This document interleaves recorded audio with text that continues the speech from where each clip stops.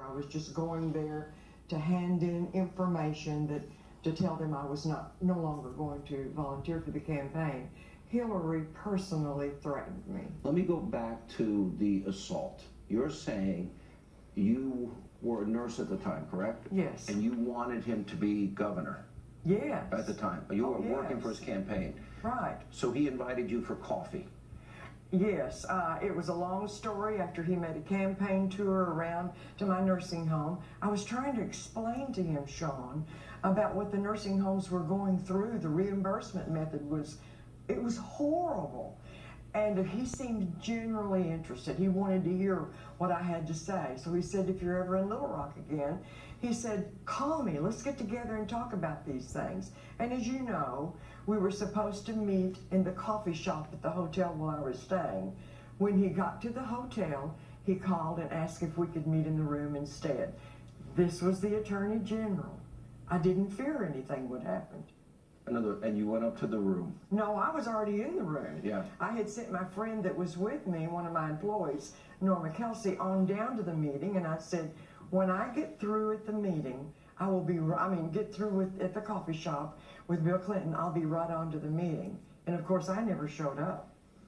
And this was a violent sexual attack? Yes.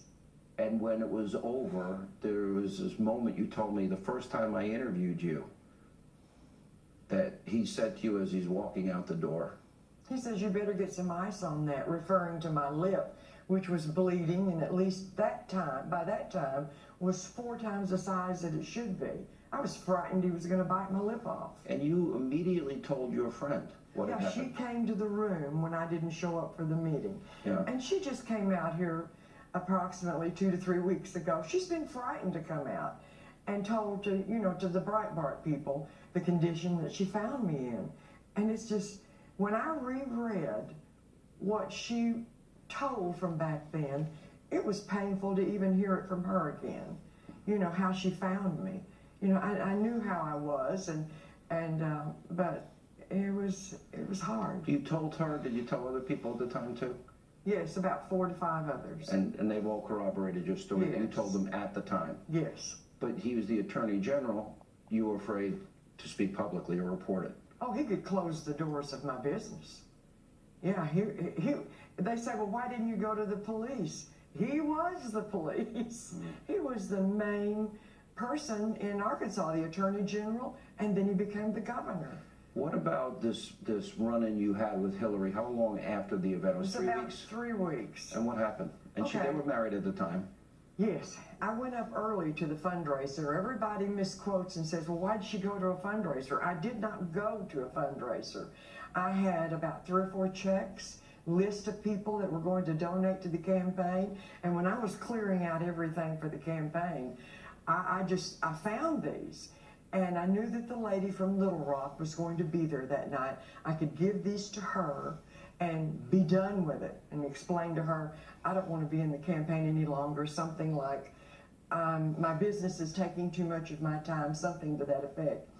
So I did give her these things, and then just when we were starting to leave, about 20 minutes before the fundraiser began, a gentleman, a pharmacist in the area who was very much for Bill Clinton, but didn't know my story, he didn't know anything, came over to me and was so excited because he said the topic of the conversation the entire way from the airport was Bill and Hillary Clinton asking questions about you.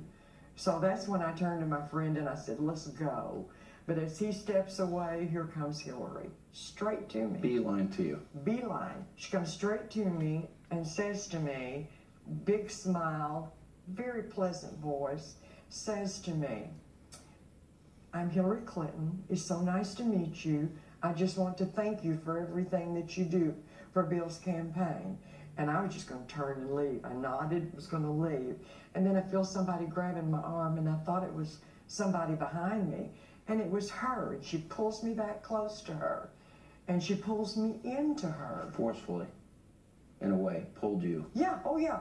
With one hand of hers, she's got my hand. With the other hand, she's got my arm. And she pulls me in close to her. And of course, that very sweet voice fades to a very angry voice, a very low voice, and she pulls me close to her and she says, "Do you understand everything you do?" And that just scared me to death. And you took that to mean she knew? I've always thought that. People come back to me and say, "Well, how do you know that's what she meant?" You would have to have been there.